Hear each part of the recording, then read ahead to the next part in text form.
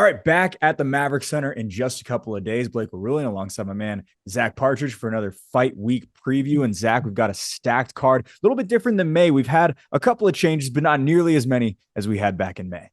Not as many dropouts, thank goodness. So, I mean, we've had some dropouts, but been able to fill them for the most part, and really, really excited for this Saturday night. David Sorensen, Dennis Bialy.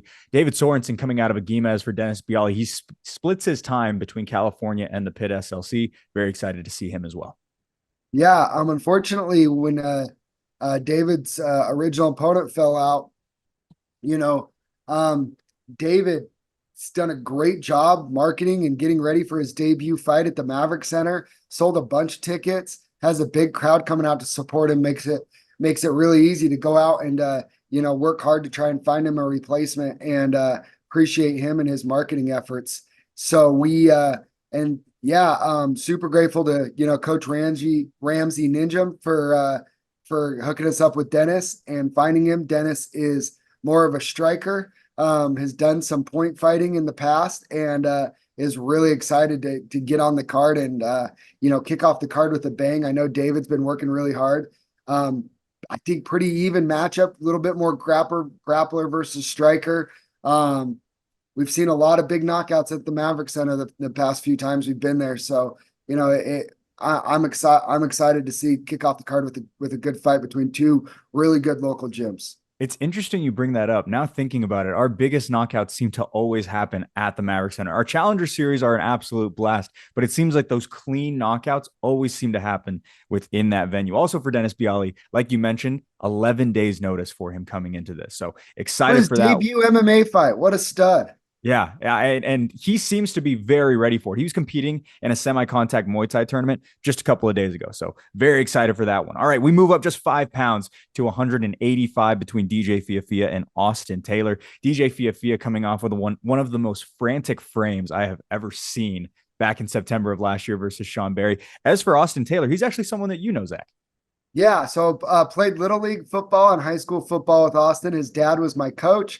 His dad and mom are the Zone Bus who catered our last Warehouse 22 show. So I know them and their family very well. Austin, my age, right? 34, 35 years old, lives in North Carolina now with his family, and was challenged by a men's group that is all for like bettering, a men's support group.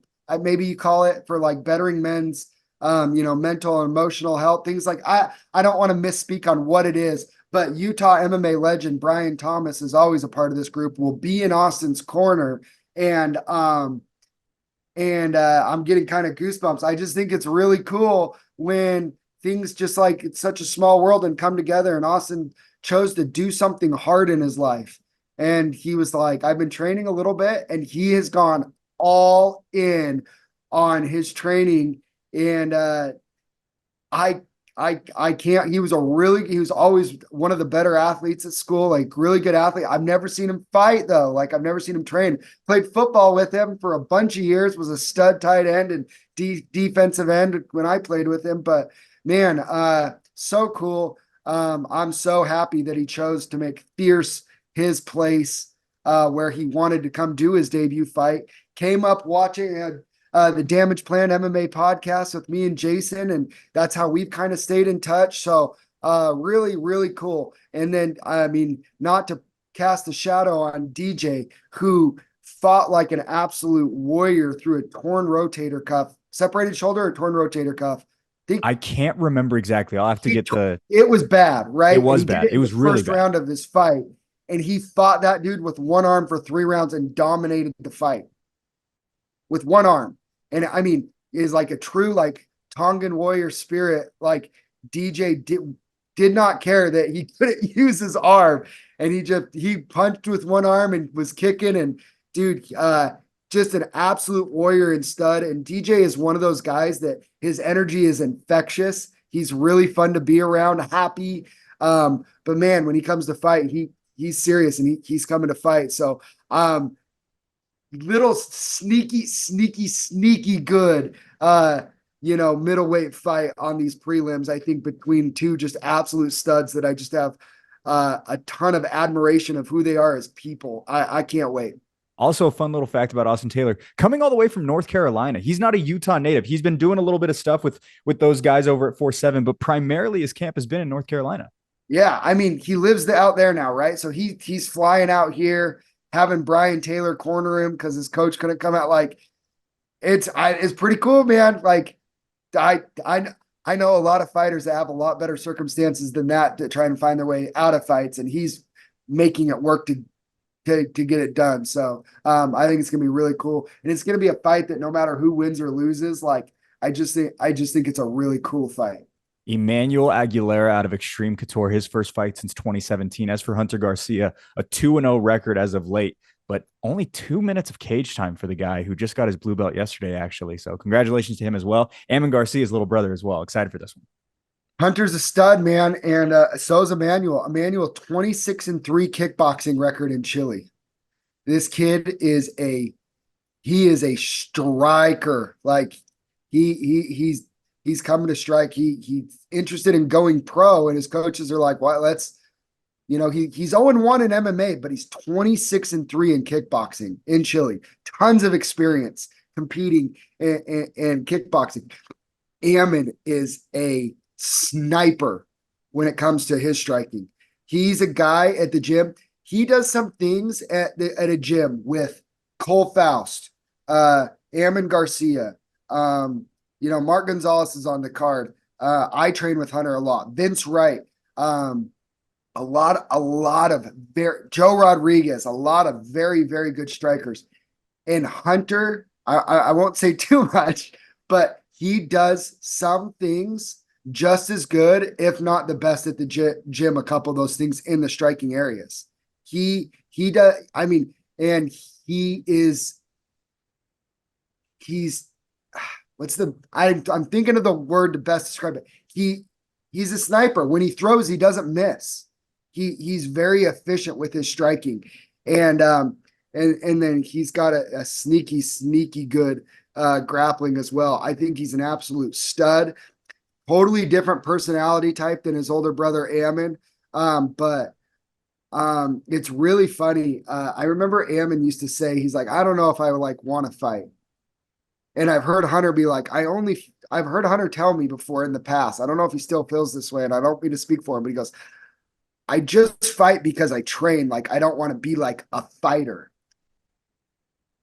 But I think that the sky's the limit for both the Garcia brothers. And like Hunter can go as far as he wants in this sport. He's an absolute stud. I mean, I'm significantly bigger than him, and he gives me all sorts of fits. He's a stud. And Emmanuel, I mean, he can strike. I mean, if you watch his MMA fight, he just gets grappled to death because that guy just wanted no part of striking with him. And I know Hunter wants to engage and test his striking against him. And it's going to be very interesting to see what kind of kickboxing match it is.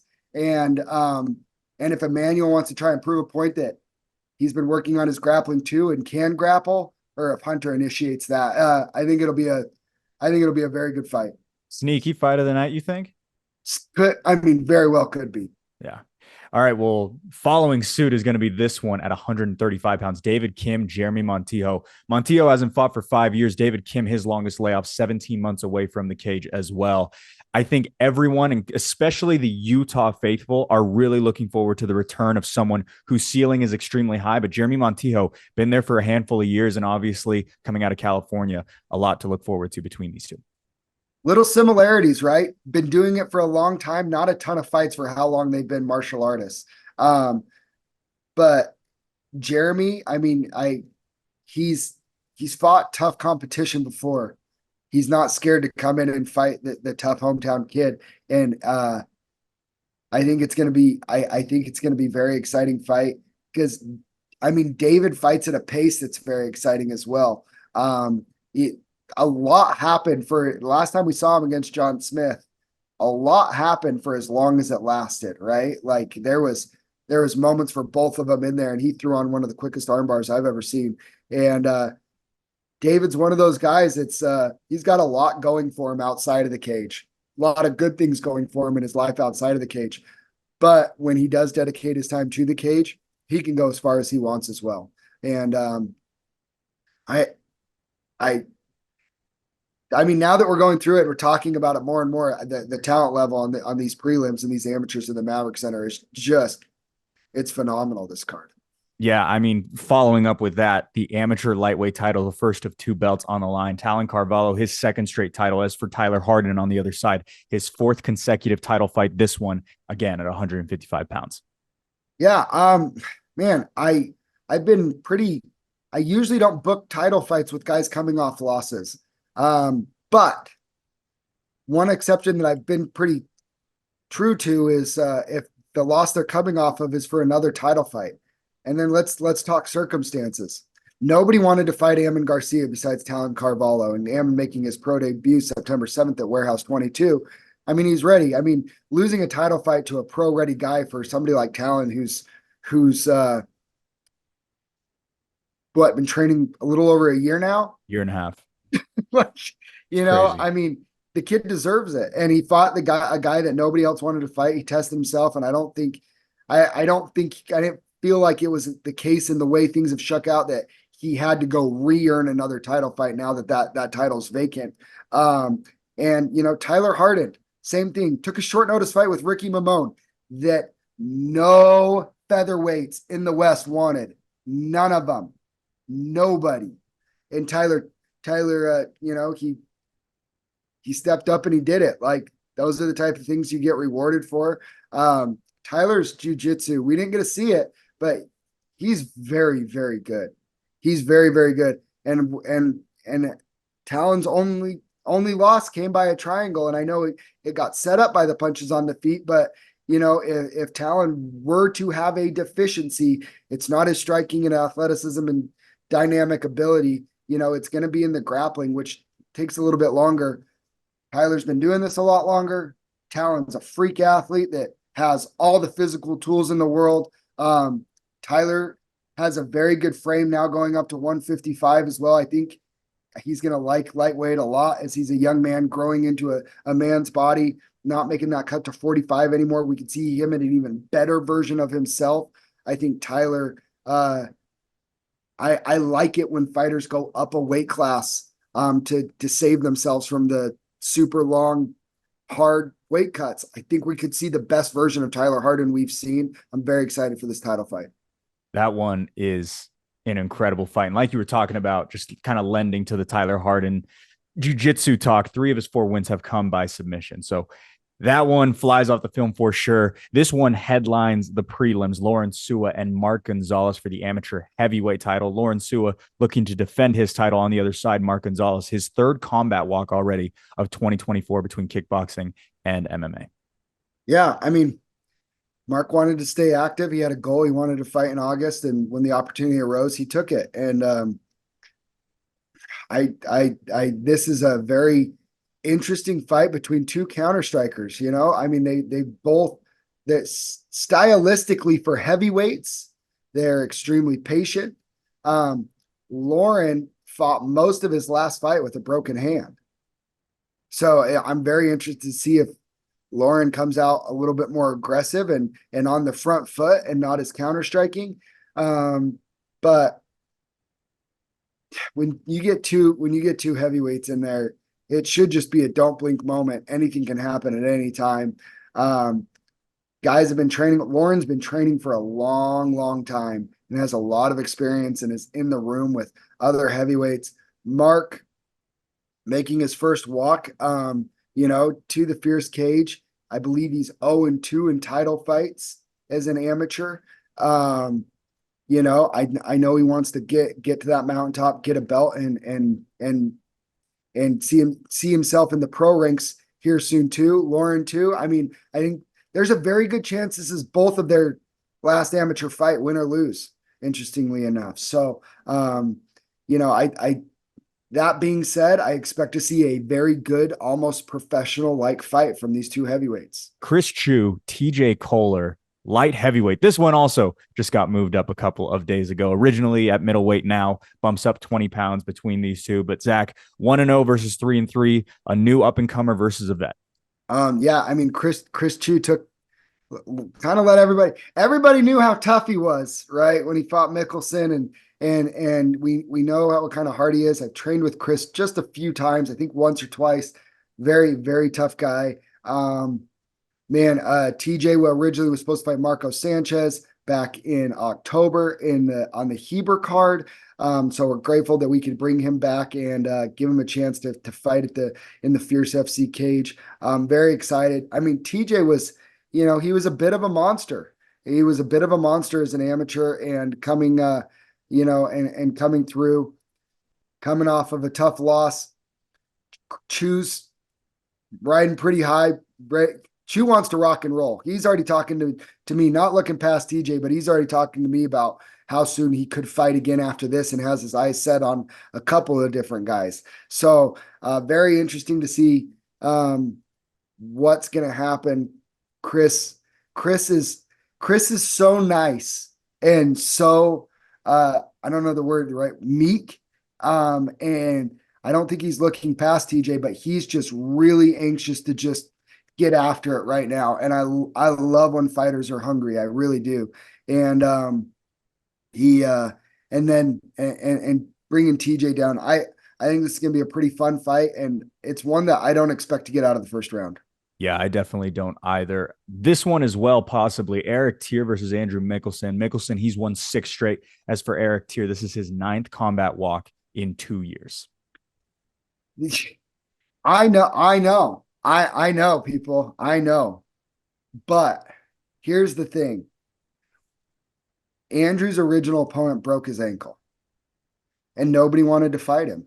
I got so many guys that said, I'll fight him, but it's got to be this, or you have to do this. They're negotiating their own way out of the fight. We're looking for ways to say, yeah, I'll fight him, but, and then they negotiate their way out of the fight, whether it was weight or whether it was money or this or that. I mean, I'm telling you what I was offering people. We're not lowball offers by any means. I know what it is to fight Andrew Mickelson. I wouldn't fight Andrew Mickelson. I'm a 170, 185. I want to fight that guy. So, I mean, I'm not asking anybody to do it. And Eric Tier messages me and goes, I hear you're looking for a 170 pounder, maybe up to 185. I'll fight him. I was supposed to fight, and my fight just got canceled. I'm healthy. I was in camp. I'm ready to go. He's coming off of his first career win in a Muay Thai fight, and he got a knockout. I mean, his confidence is riding high. He messaged me and he said, make no mistake about it. I am walking to the center of that cage with courage in my heart, and I'm going to take his head off. Who am I to deny him the opportunity to try and do that? And we all want to see Andrew fight. Like, Andrew's one of those guys. He needs to be active, and he needs to get going, and he needs to fight. Anything can happen with those 4-ounce gloves, man. And Eric Tier's coming to fight, and he's coming with a lot of confidence. And I mean, you can say whatever you want, man, but God bless those guys that go in there with that fire in their heart and they want to compete. Like, that's what we want. That's what makes shows go. And hats off to Eric Tier. I love guys like that, and I think there's probably a good chance that we'll see him on a Fierce card in Idaho, because he's that guy. And I love guys that just want to fight. This one's got a ton of buzz around it, Zach. Thiago Angelon versus Roman Isbell. Thiago been getting a ton of buzz on the Utah side of things on our social media accounts. However, Roman Isbell, he has been a mainstay in Las Vegas for years and years. His first fight in over a decade. This is such an interesting fight. Thiago, he's newer to the Utah scene. He's the head coach at the Henzo Gracie there in Kaysville, right by where I live. I frequent the Maverick right around the corner on a daily basis by his gym. Legit Brazilian Jiu-Jitsu black belt. Won by a heel hook in his last pro fight at Steel Fist. He's very anxious and has some goals and wants to get really aggressive. He wants a featherweight pro title fight, and I know he does. And he's 2-0. Talk about a guy though, like 0-3 as an amateur, now 2-0 as a pro. Pretty interesting the way he's been able to turn it around and get going. He brings a lot of energy, brings a lot of eyeballs. I'm really excited to see what he brings to the Fierce cage. Obviously, Roman is a guy that that I work with a lot he's a manager that he has a handful of guys on this card, TJ Kohler and guys. So, and coming out of Extreme Couture, Roman's a friend of Fierce, and I am honored that he chose Fierce to be the place where he wanted to come make that walk again. I'm excited. I'm excited for him as a friend, and I'm excited as a fan to watch both these guys compete that for smaller records, an insane amount of experience between both of them. We go from a lot of buzz to one that's kind of flying under the radar, but for my money, one of the biggest fights of the entire night. Orlando Sanders, Nino Henao, two high flying strikers. Zach, I have been waiting for this one for months, ever since Nino Henao actually got injured a couple of months ago. People don't pay attention to Nino enough in the Utah MMA scene. And I think it's probably just because he's just not active on social media, right? It's 2024. He doesn't have social media. But I will say this. When I was fighting on a card with Nino in 2021, I was the main event, and I was sitting in the back and just waiting and getting ready with my head down. I can't even, maybe listening. I wouldn't have been listening to music, but all of a sudden I start hearing this whack, whack, and somebody hitting the pads, and it was echoing in the back. And I looked up, and it was just Nino throwing hooks, just just throwing whatever, however many jabs, crosses, hooks. But dude, the dude can. And ever since I watched him hit pads, I've been a fan of that guy. And then I watched him fight for the first time that night, and I've been a fan of that guy. And he's another guy I was like, I would never fight that guy. He's terrifying, man. He's a stud, and he's been around for a long time. I mean, his only loss was against that Montel Jackson. Nino was 1-0 fighting a 5-0, 4-0 or 5-0 guy. 5-0. I mean, he literally, dude, he literally said yes to anybody.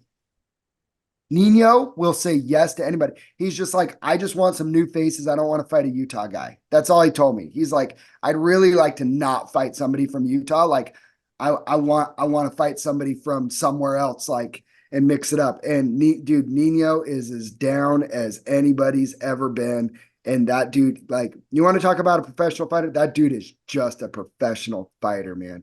And Orlando taking this fight on short notice. I believe he's a brown belt in jiu-jitsu, very, very good jiu-jitsu. And like you said, a pretty athletic, dynamic striker himself. I think this one could, I mean, for my money, like you said,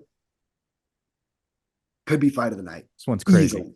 Easily. This one's crazy. I mean, I cannot wait for it. Johan Rubio, Barrington Bishop. Johan Rubio, his first fight in almost 2 years. As for Barrington Bishop, all of his wins have been by finish. I mean, Barrington Bishop, another guy that late notice replacement, right? To it, nobody really wanted to fight Johan. Johan's original opponent pulls out, has an injury. So he and Johan, just like Johan does, just give me a fight, man. Goes from 170 up to 180. Guys fighting him on short notice. We got to go all the way to Florida to bring Barrington Bishop out. The guy, Barrington, physically looks huge, and Johan is just a tank and a brute, man. I mean, Johan, another guy. I was supposed to fight at one point, right? I was crazy enough to try and fight him. And I just remember we rolled once at the police academy. He's a police officer, and we rolled. And I just remember thinking after our roll, going, probably good thing I didn't fight him. Like that dude's it's a tank. So I mean, I'm so excited to see Johan back as a fight fan. Barrington Bishop is going to come. Like I said, he looks like an absolute beast. We know what type of tank Johan is. Gosh, the guy he's right up there with the best chins in Fierce FC. That dude loves to get down and brawl. But he's so much more skill wise than a brawler too. He has so much ability in his grappling, and I think it's fair to say he's an elite MMA grappler. Like, he's very, very good. But man, he loves to bite down on that mouthpiece and bang too. So I'm excited. Never seen a boring Johan Rubio fight, that's for sure. Speaking of never seen a boring fight, Zeke Latu, Avery McFader. Zeke Latu, just a mainstay at the Maverick Center. If there's a Maverick Center card, it's likely that this guy is going to be in one of those top slots. Cannot wait for this one between him and McFader coming out of Florida. Zeke hasn't missed one. Eight of his last nine. He's been on 8 of the last 9 Maverick Center cards. Which one did he miss? Since I've been matchmaking, since he made his pro debut, I don't think he's missed one. He missed one. It was in 2023. I can't remember which one it was. Or maybe it was 2022. Huh. Interesting. I can't remember, but yeah. Well, I might have been, did he take one off after he broke his hand against Darian Abbey? That might have been it. Anyways, no, dude, we talk about like, who's that guy? Like Zeke's that guy. Dude, every single time I send him a matchup, it's run it with the smoke blowing out the nose, emoji. Every time, run it with 3 of those. And he's just down to fight anybody. And Zeke is just, he's so close to I think once it's all puts together, he can go on a huge run. Avery McFader.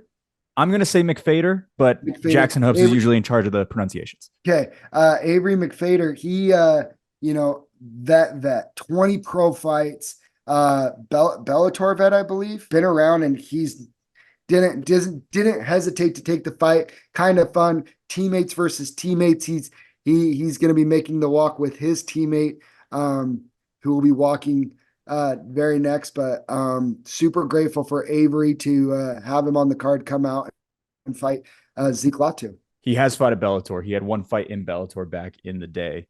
Hey, but now you're not the only one that can pull stats out of it. Hey. All right, we move over to the main event. Kent Monfileo back in the big slot versus William Tarpley. 237-year-olds with very, very interesting matchups ahead. Looking at this one, Kent Monfileo back on track back in April. As for William Tarpley, he has a 100% finish rate. This guy made his pro debut back in 2006, Zach. Been doing it for a long time. And was down. One thing that was really interesting, he has a 4-3 record. I originally reached out to him thinking that we'd be matching him with Zeke.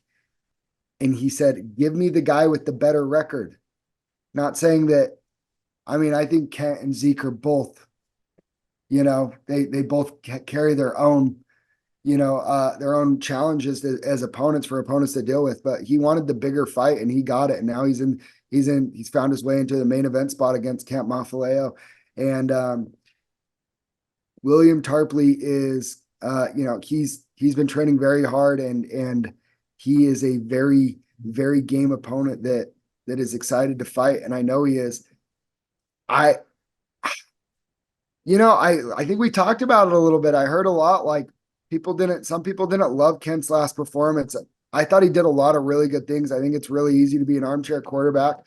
I'm very interested to see what version of Kent Monfileo we see Saturday night, fighting for the first time as a father. I don't try and pull too much into it. I can't imagine Kent will, but I do think he's fighting with a different purpose a little bit right now. And the Maverick Center, Kent, you want to talk about mainstays at the Maverick Center? Kent's another one of those mainstays, man. Like Kent and the Maverick Center, since I've been a part of this show, have been gone hand in hand just as much as Zeke in the Maverick Center. But Kent's basically built his entire pro career just like Zeke at the Maverick Center. And I think it's only fitting that those two together main event and co-main event the card as the Tongan poly heavyweights that represent Fear so well. And we're so grateful for them.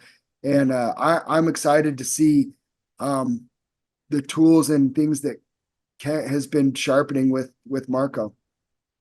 What a show we've got on August 3rd, live from the Maverick Center. Tickets on sale right now at fiercefightingchampionship.com. Doors open at 4. Show starts at 5. Zach, if there's anything else you want to mention to the fans as we lead into just a couple of days away from the show. Come out and support, man. It's going to be awesome. We're going to be doing the show's going to have a completely different look to it in the way of aesthetics. Like we're trying to make this show the best that we can and appreciate everybody's love and support. So come on out, support local MMA, and go check us out on Bet Openly. That new affiliate's going to be really fun. We have this really fun contest on there that Bet Openly is putting out.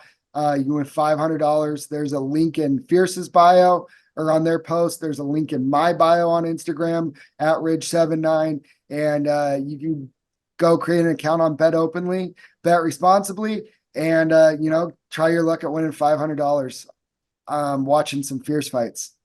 Zach Partridge. We'll see you Saturday night.